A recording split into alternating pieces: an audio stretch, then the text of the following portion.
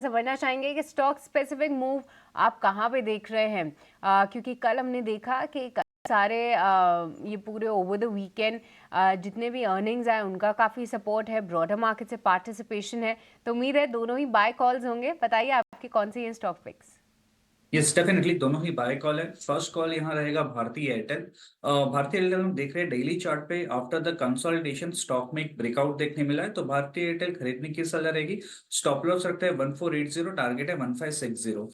Next stock रहेगा TVS motor. TVS motor की overall chart structure की बात करें, अभी भी stock high top high bottom structure में एक शॉर्ट टर्म मूविंग एवरेज को सपोर्ट लेकर स्टॉक ने अपसाइड रिज्यूम किया है, तो हमें लगता है टीवीएस मोटर में भी अपसाइड देखने मिल सकता है। स्टॉप लॉस रखना है 2464, टारगेट है 2570। तो दो कॉल्स हैं, दोनों ही लार्ज कैप स्पेस से कॉल्स आ रही हैं। सबसे पहले आप स्क्रीन पे देख पा रहे हैं कि टीवीएस मोटर्स, यहाँ पे उनकी बाय रिकमेंडेशन है। साथ ही भारतीय एयरटेल 1560 का आपको यहाँ पे टारगेट लगा के चलना है। हम देख रहे हैं कि टेलीकॉम स्पेस में काफ़ी अच्छा एक्शन मोमेंटम कंटिन्यूसली बरकरार है। जितने भी मार्केट्स में उथल पुथल हुई थी, ये टेलीकॉम काउंटर्स बहुत ही स्ट्रॉन्ग फुटिंग में थे।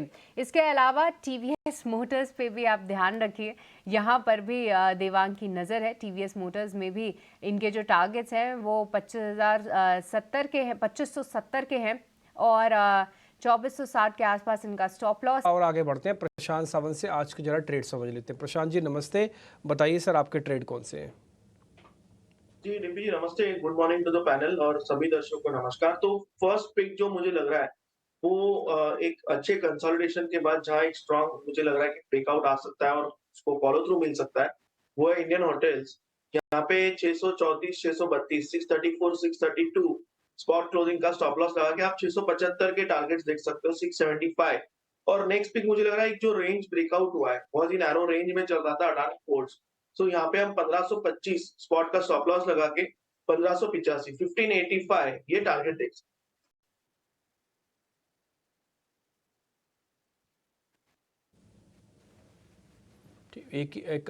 एक तो इंडियन होटल्स हो गया, दूसरा अडानी पोर्ट्स आप बता रहे हो ना?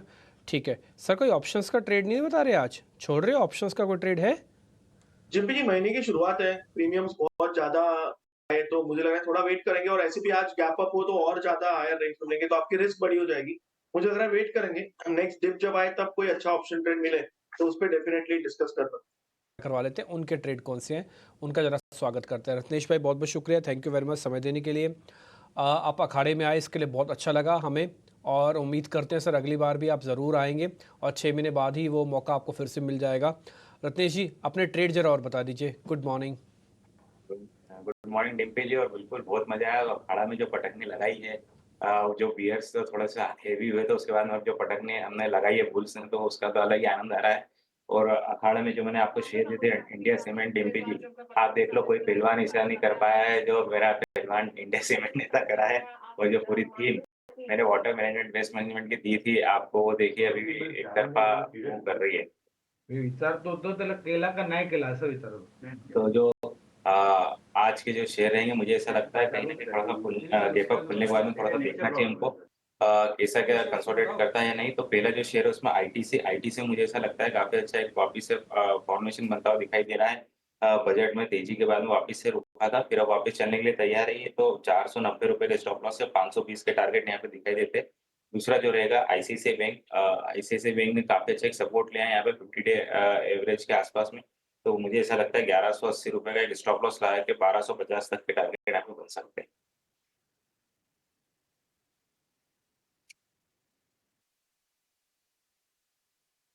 से बैंक आपका काफ़ी इंटरेस्टिंग मेरे को लग रहा है। बैंकिंग में से देखिए, बैंकिंग के साथ एक अच्छी चीज़ बताऊँ क्या, बैंकिंग का ना एक्सपायरी थोड़ा पीछे है। ये नुकसान की चीज़ भी हो, ये फ़ायदे की चीज़ भी बनेगी। नुकसान की चीज़ तो ये हुई कि भैया पीछे था इसलिए फील ही नहीं आ पाया, प्रेशर ही नहीं आ पाया। लेकिन 31 तारीख का तो जब निफ्टी ने प्रेशर क्रिएट कर दिया तो आप बहुत हद तक डाइवर्जेंस के साथ नहीं रह सकते। ऐसा नहीं है कि आप 51,000 पे रह जाओगे और निफ्टी यहाँ से 25,000 हो जाएगा। तो आपको भी थोड़ा ऊपर आना ही होगा, चाहे कैचअप समझो, मजबूरी समझो, जैसे मर्जी समझो। और उसमें से एक आईसीआईसीआई बैंक जो है एक one of the best player है जहाँ पे ट्रेड लिया जा सकता है। दूसरा ट्रेड तो खैर आईटीसी का एक डिफेंसिव हो गया। तो कुल मिला के 3 मेहमान मेरे को स्क्रीन पर दिख रहे हैं, तीनों मेहमानों के ट्रेड आपकी स्क्रीन पर आ गए। इंडियन होटल्स, अडानी पोर्ट, भारतीय Airtel, TVS motor, ICICI bank और आईटीसी, ये 6 सौदे हैं और 6 के 6 लॉन्ग साइड के सौदे हैं। कुछ ब्रेकआउट शेयर्स मैंने इन बिटवीन निकाल लिए जब सारी चर्चा हो रही थी। मैं जल्दी जल्दी लूँगा, स्पीड से टेक्निकल एनालिस्ट का थोड़ा समय भी लूँगा और स्पीड से पता करूँगा। पहला शेयर तो मेरे प्रोड्यूसर का ही है, हिमांशु का। उन्होंने कहा है कि मैंने एक शेयर निकाला है DCW, उसको एक बार ज़रा चेक कर लीजिए। मेरे हिसाब से काफ़ी चल चुका है और एक छोटे से रेजिस्टेंस के आसपास आ गया है। एक बार दिखाएंगे DCW। और प्रशांत सावंत जी जरा तैयार हो जाइए, 3 शेयर बैक टू बैक आपके पास आ रहे हैं। DCW जरा देख के बताइए इसमें क्या करना चाहिए। जी, यहाँ पे क्लियर कट आप अगर देखो तो 21 और 22 जून के बीच एक गैप था 60 के आसपास, 60 के आसपास। हम उसके नीचे ही क्लोज हुए, हालांकि उसके ऊपर ट्रेडिंग हुई थी, बट क्लोज उसके नीचे हुए। तो मैं वेट करूंगा कि एक और क्लोज मुझे 62 के ऊपर चाहिए, 62 के ऊपर।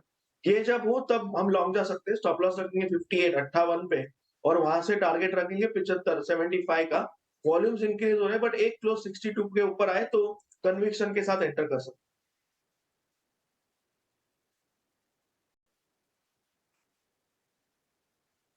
एक बार 62 के ऊपर आ जाए तो फिर कन्विक्शन के साथ आप एंटर कर सकते हैं। ये हमने DCW का वीकली चार्ट आपके लिए ड्रॉ किया हुआ है। ये बढ़िया कैंडल है, सारे का सारा एनगल्फ हो गया और उसके बाद लेकिन अब इसकी क्लोजिंग चाहिए 62 के ऊपर। एक बार आ जाएगी तो एक कन्फर्मेशन हो जाएगा इस पूरे ब्रैकेट का।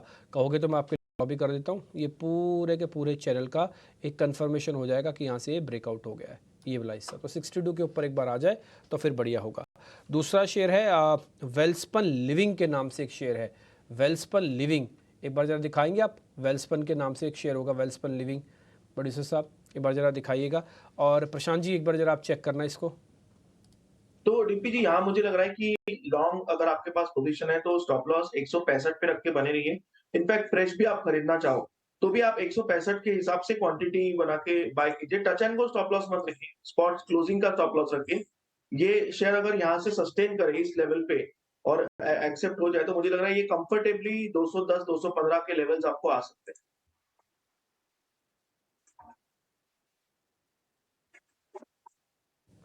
ठीक है, 215 तक के लेवल्स आ सकते हैं वेल्सपन के अंदर। अगर आप वेल्सपन इंडिया को चेक करेंगे, या वेल्सपन लिविंग इसका कई बार नाम है, वेल्सपन इंडिया कई लोग अभी भी इसको बोलते हैं। हमारे डाटाबेस में भी अभी उसी से ही है। ये आप देखिए क्या बढ़िया वाला ब्रेकआउट इसके अंदर आया है। ये पहले थोड़ा कंजेशन हुआ, यानी कि एक साइडवेज हो गया, लेकिन उसके बाद का क्या ब्यूटीफुल एक ब्रेकआउट आप अपने स्क्रीन पे देख पा रहे हैं। तो 200 प्लस का होगा। एक एनालिस्ट ने और भी नोटिस कराया था, मैं उनका नाम भूल गया, शायद किरण जी ने नोटिस करा था हमको वेल्सपन के बारे में। तो 2 शेयर मैंने प्रशांत जी से पता कर लिए। 2 रत्नेश की बारी है, फिर मैं देवांग से पता करूंगा। रत्नेश जी आप जरा एक शेयर चेक कीजिए, स्नोमैन लॉजिस्टिक। स्नोमैन लॉजिस्टिक, ये सारे के सारे शेयर ना अपनी लिस्ट बना लीजिएगा आप भी, और अपने वित्तीय सलाहकारों से पूछेगा। हम तो स्टैंडर्ड डिस्क्लोजर चला देते हैं, हमने डाटा के बेसिस पर चेक कर रहे हैं ये सारे के सारे शेयर। स्नोमैन लॉजिस्टिक एक बार जरा चेक करना। बिल्कुल डिम्पी जी, 93 तक जाने के लिए तैयार है। इसमें काफी अच्छा एक बेस फॉर्मेशन बनता हुआ दिखाई दे रहा है। इसने अपने की एवरेज का सपोर्ट भी लिया है। तो मुझे ऐसा लगता है कि यहाँ पे एक 93 के टारगेट के लिए ट्रेड कराया जा सकता है। 80 रुपए का स्टॉप लॉस बनता हुआ छोटे स्टॉप लॉस होता है।